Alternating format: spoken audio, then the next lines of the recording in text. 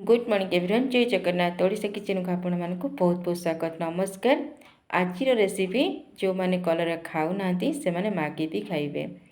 थरे मो स्टाइल रे घरे ट्राए करंतु, देखिए बहुत टेस्ट लागिबो आ छुआ माने भी खाइबे। कलरा को भला बे सफा कर धोई देइथिली, ताको एमती लंबा लंबा काटी देइछि। आलू को एमती लंबा साइज रो काटी नेछि। गोटे बड़ साइज रो प्याज भी लंबा लंबा काटिछि। दुईटा कंचा लंका नेबा। एपटे आमर तेल गरम हो जाइए, देदेबा गोटे चामच जीरा, आधा चामच सोरिष, कलरा आलू को देदेबा। भल भाव ताकू टिके तेल सहित मिसई नवा।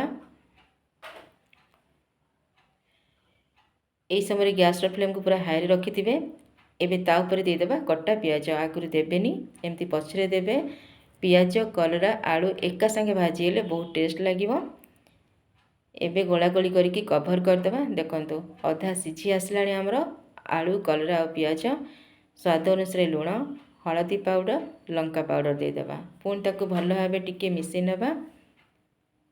भल भाव मिसई सारा पर एबे ताकू कभर करदेबा।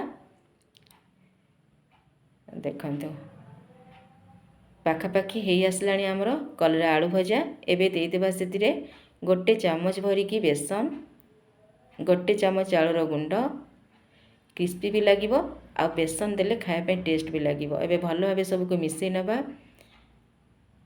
आ कभर करवानी, एमती ओपन ताकू अलट पालट करके भाजी नेबा। देखंतु धीरे धीरे केते झरझरा ही आसुची। आ जो मसला देइथिले सब भजारे कोट हो जाइए। थरे निश्चिंत घरे ट्राए करंतु। रहूची प्लीज जदि वीडियोटी भल लागुची लाइक शेयर सब्सक्राइब करे जमारे भूलबेनी। Bye bye. जय जगन्नाथ।